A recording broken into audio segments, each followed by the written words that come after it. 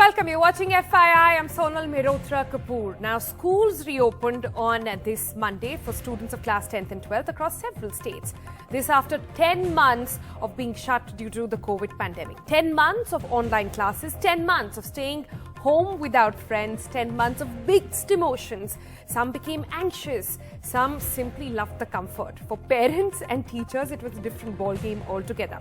But let's talk about this batch of students now who are back to the classroom for the first time in their academic year, and all this is happening in the board examinations year for them. Now, this batch of class 10th and 12th board exam students, their CBSE exams, obviously their dates are out, it's a little delayed, but it's time now to come back to the classroom. That's what the government has said, but not without caution. So, on FII today, we will break down the pros and cons of what exactly reopening of school means for students, for teachers, for parents. What do they think about it? First up, some FII pointers for you. First, let's tell you, it's not all states that have reopened. First up, it's just about 12 states which are now back to schools, both for class 10th and 12th. It begins with states like Tamil Nadu, then Delhi has opened, resumed classes for 10th and 12th. Gujarat has also opened. In fact, Gujarat has gone ahead to open classes for colleges for final exam graduation and post-graduation students as well. Apart from that, there is Odisha, which is also reopened for class 10th and 12th. Punjab has reopened. In fact, Punjab is open from 5th standard to 12th altogether. Bihar has also opened schools from 9 to 12, that is pre-board classes also included. Karnataka has opened only the board exams. Students, Kerala has opened now for revision classes of 10th and 12th. Haryana has opened from 9th to 12th. Uttar Pradesh is also open from 9th to 12th. Madhya Pradesh is next, then is Assam as well.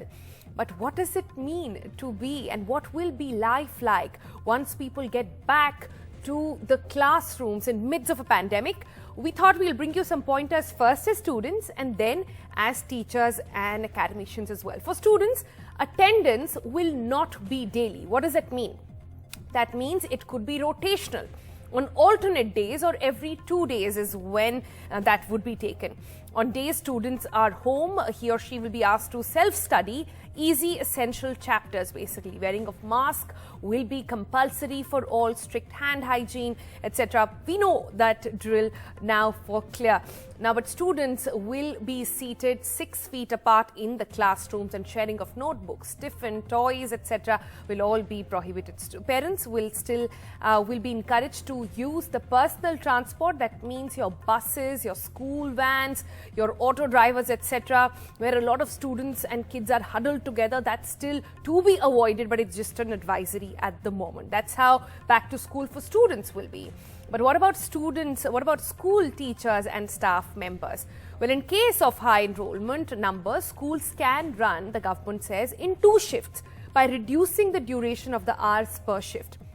Now, teachers who are senior citizens, etc., and those who do live in containment zones, they've been allowed to not come in. That is, but how will that work out? It's a pretty sort of tricky situation. Imagine you have a senior teacher who takes a math examination. Students are back to the classroom, but the teacher, because of her age, is not coming. That's a bit of a tricky issue. We'll try and understand how schools are dealing with it in the course of the program. Apart from that, classes to be held outdoors on days when the weather is pleasant. Now, isn't that something nice that all of the students and teachers can look forward to? Apart from that, what about assessments? Well, according to the university guidelines at the moment, or the Education Ministry guidelines at the moment, schools will not conduct any assessments for at least 2 to 3 weeks after reopening. Pen and paper format will be discouraged for students across all grades if they open, like in some states where 5th standard onward students have gone back. And also to ensure an emotional well-being of the students, assessments in the form of role plays, choreography, puzzles, games, presentations, journals, etc. may be preferred over pen and paper. Now, isn't that a mixed feeling as well? Because some are itching to go back to the pen and paper format. The others have almost forgotten. That's also a bit of a dilemma there that we'll be talking about through the course of the program. Also, remember, CBSE schedules are out. That means when it comes to the borders, at this moment, the board examination students at the moment, they have to get ready, especially with their practicals that are going to begin in just about 2 months' time from now in March. So that's where things stand at the moment. Let's break it open to our panel now. We've got an interesting lineup for you.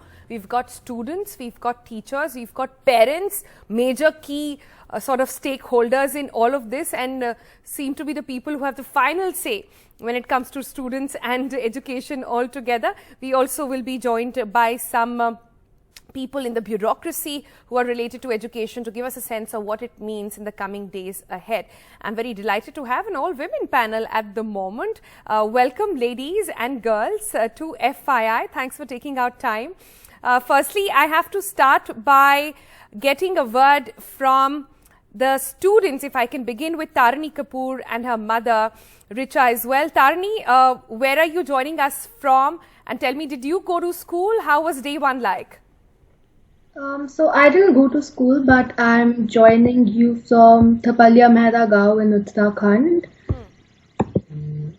Oh, you did not go to school? No, school hasn't opened for me yet. In Uttarakhand it hasn't. Okay. So what about, okay. So what about the other students that we have? We have, I'm told Preeti is with us. We also have Aprajita Gautam and Preeti, Priyal Gautam, beg your pardon, and her daughter as well. Aprajita, did you send your daughter to school? Today? Why did you ask her? Let her give her them. So after like 10 months, I went to school for the first time. I went today as well, and it was pleasant. Of course, I was excited and I was nervous because after 10 months, I was going to meet my friends and my teachers like in real life and not just through the screen. And how many people in your class turned up? I think there was around 15, 16, that's it. Oh, that's it? In a class of what strength? 25. In a class of 25, 15 turned up. That's not bad compared to some other reports that we've been getting, actually, that only about 20% or so attendance is what was seen in some schools at least. So where you went, people were quite excited to come back. It was nice, Priyal, to go back to pen and paper, or were you missing your windows and the Zoom classes at the moment? I was not at all missing my phone during the actual class, because like being on phone 24/7 during online class, that was really hard on me because of the increased screen time and all. Actually going to school and sitting there on the table, on your seats and interacting with teachers in real life was really nice, and I missed it. Right, you did. And I'm sure your mother was very happy. Finally, the kid is out of the house. You could do your own thing. No, it is not like that. No, I'm just kidding. I understand that there has been a lot of anxiousness amongst parents of even sending kids out. So please tell me, what was the decision like in the household? See, because we need to consider the mentality of our kids, because she was so excited. And most important is that we also receive a beautiful, I must say, video from her school side, that they have arranged and they have taking care of each and every parameter from their side. So that ensures us that the school is taking care of everything. That means my daughter is safe. So in fact, आप मुझसे पूछे मैं morning में कल इसको drop भी करने गई थी. So I was quite satisfied and happy, क्योंकि एक एक बच्चे का वहाँ पे टेम्परेचर चेक करके उसको सैनिटाइज करके अंदर भेजा जा रहा था. So you're happy with the overall preparation? It seems like we've learned quite a bit from the pandemic already, and we're all geared up. And many are saying, actually, at this point, let me bring in the principals here. We have the chairperson for the Petals Group of Schools, Preeti Katra, with us on the program. Thanks, Preeti, for giving us your time.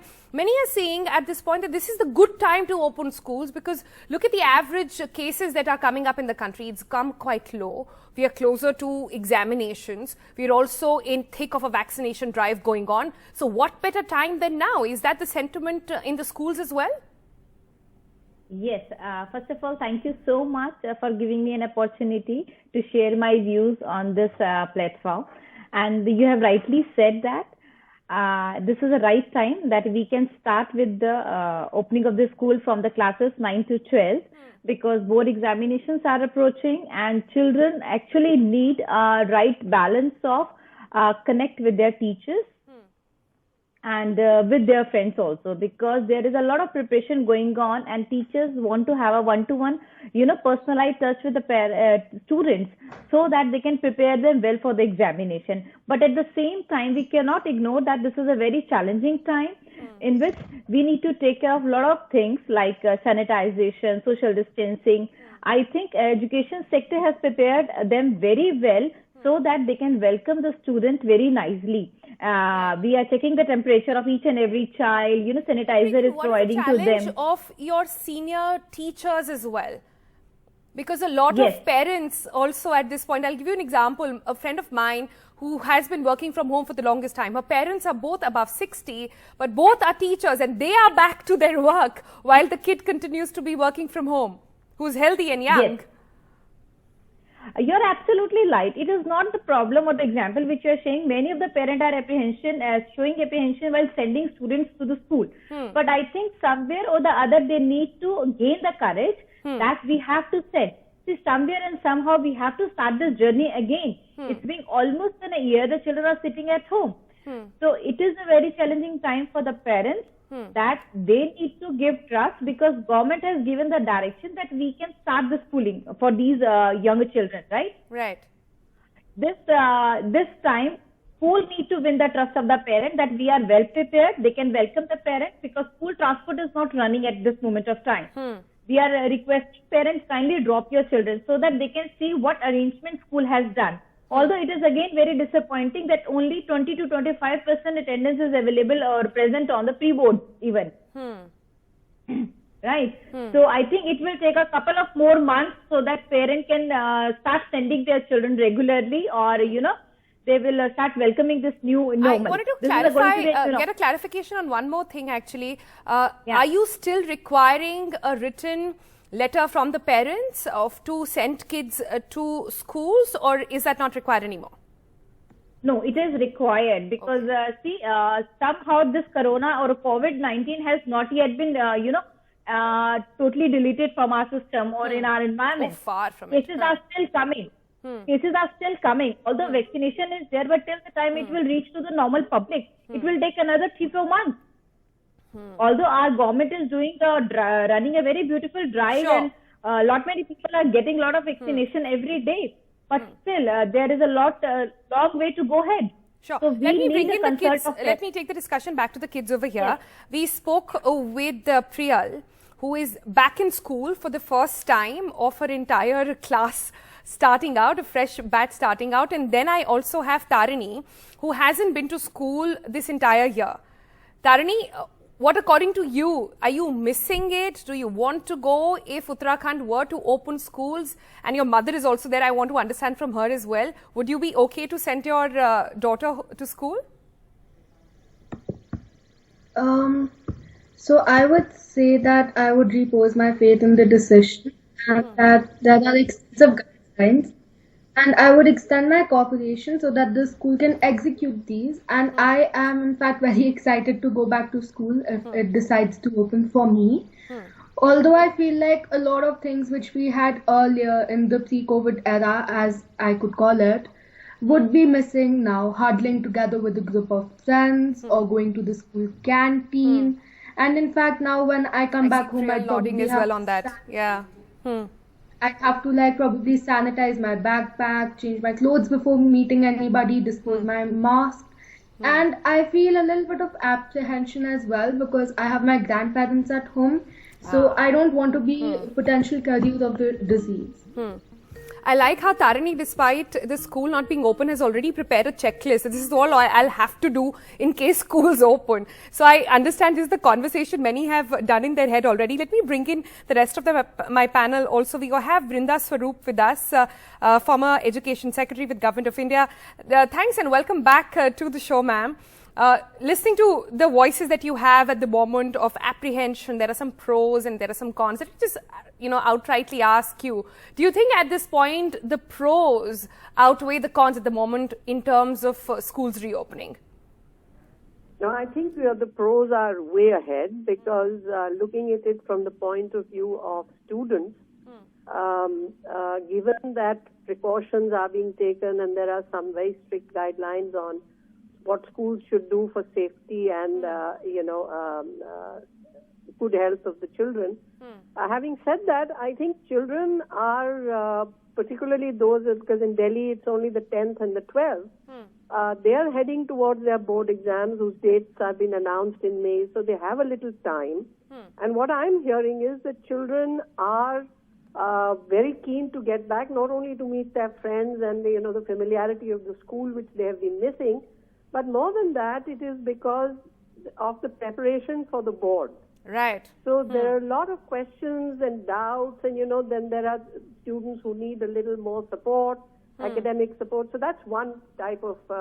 The other, which I'm hearing from the schools and teachers, is that they need a lot of support for writing, because no matter what you've been doing, engaging them over online classes, they have to appear for written exams, and there is a timing, and there is putting your thoughts together, and no matter how much you've been doing online with this, you have to get back to pen and paper, because that's how the examination is going to be held after all. That's not going to happen online, right?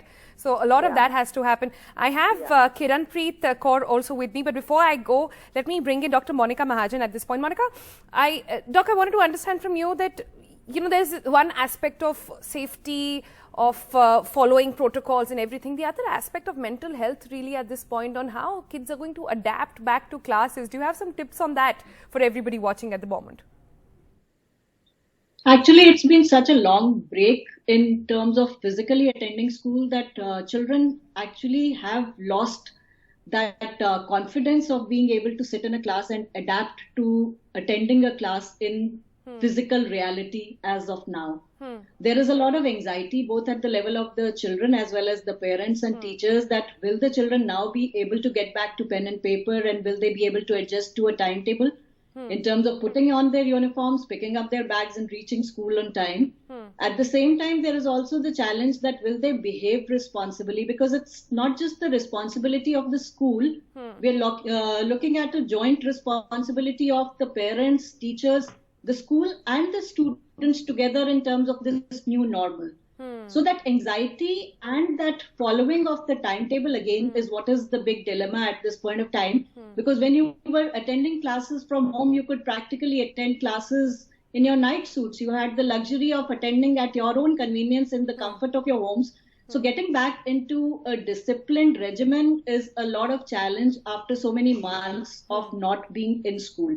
That is one. The second is that since a lot of these students had to attend practical classes as part of their subjects and their curriculum, and it hasn't been done, and the board exams are right on the corner. So that anxiety of catching up with the practicals and the classes. So a lot of moral counseling, a lot of pep talk on the behalf of the school and the teachers will need to be provided to these students to say that, yes, this is the new normal. And you very quickly catch up with what has been lost in the last 10 months. Right. So it is important that you don't start questioning the students as to what you've studied in the last few months. You have to encourage them. You have to give them the confidence that, yes, we are getting back to normal. You will catch up with whatever the curriculum is. So don't get stressed out about the exams. And more than the students, I think it is the mothers who are always more worried about the exam time. So you'll have to reassure the parents and the students both that the next few months, the students and the teachers... So counseling not just for students but for parents as well. That is the need of the hour at the moment. Huh? All right. Let me also bring in Kiranpreet Kaur Dhami. She's the principal for Sri Guru Har Krishan Public School in Hoshiarpur, Punjab. Good to get a perspective outside metros actually on this story. Thanks for joining us on FII today. Ma'am, your views... Firstly, give me a sort of proportion of how many people actually came to the school in the first 2 days. How has the response and attendance been so far? Actually, in Punjab, we had opened the schools for grade 9th to grade 12th from the month of November, mid-November. So in the beginning, obviously, the percentage was quite less, but now the parents, they are quite eager, and even children, they are now happy to be here in the school. And especially the attendance for grade 10th and 12th is about 95%. So most of the students, they are coming to the schools, and we have around 67 schools affiliated to CBSE in Hoshiarpur district. But the major problem that we are facing for starting classes for grade 5th onwards is the transportation. Because in metros, as you just said about, the life is totally different. But here in Punjab especially, most of the schools, they cater to a radii of 20 to 30 kilometers. Right. So we have to provide the students with the transportation, and with the adhering to the guidelines, COVID guidelines, it's financially not viable. But still, I'm very thankful to the Transport Union who have agreed to run buses completely adhering to the guidelines, COVID guidelines. So not at 100% capacity, but buses are plying in Punjab is what you're telling us. Will be shortly, by a day or two, buses will start to ply, but with half the capacity as suggested by the government. And yes, the schools, most of the schools, they are now ready to welcome the students from grade 5th onwards. But yes, obviously we may not be conducting classes every day for them. We may be having alternate, because since we have to break the sections, the main ratio, that is 40:1. Now we have to have lesser number of students in a section. So our requirement of teacher becomes more. So we can't afford that much. So we are running classes on alternate days. So at least every child will be there for 3 days a week in the school. And we are running it for 4 hours. And also, the HRD ministry said that despite offline classes and kids being back to school, online should continue. How are the schools managing that challenge? Actually, in most of the offline classes, the teachers, they are videographing their own lecture so that they're online at the same time, you're offline. saying? Yeah, so same is being uploaded later. So problems are never the issues. We always have a solution, and teachers, I think they have always the best things to do for the children. Right. So we are happy to have the children back. Okay, good to have the children back. Let me go back to the students on that note. Let me bring in Priyal again. Priyal, tell me, what is the first thing you did when the schools reopened? I'm sure you had this urge to go and hug your friend, and then you must have, the COVID reality must have dawned upon you that you can't do that anymore. And then you must have wanted to go and greet your teachers as well. Tell me, how did that go? First of all, like, I entered the school and I was sanitized and all. It was a great experience. And of course, when I entered the class and I saw my friends, I wanted to greet them, like hug them and all, but I couldn't because of COVID. But all in all, I think it was really easy for me to like manage and to even shift from online classes to offline, because This comes more naturally I don't to you? think that I had missed a lot. Because you see, I just have to pick up where I left in online class. I haven't missed a lot in online too, because our school has been providing like frequent online classes and everything, and plus for transportation as well. I live 10 minutes away from school, so I didn't have problem in transportation as well. So the thing is, I don't feel like I am facing any problem that other children might be facing. I'm quite privileged in that part.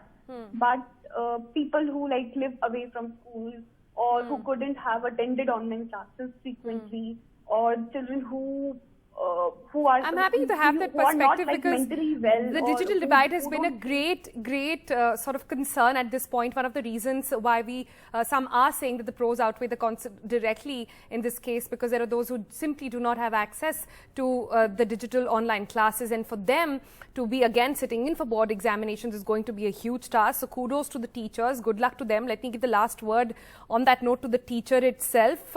Kiranpreet, do you want to say something to parents, teachers, fellow teachers at this point on what's to be looked forward to in the days to come?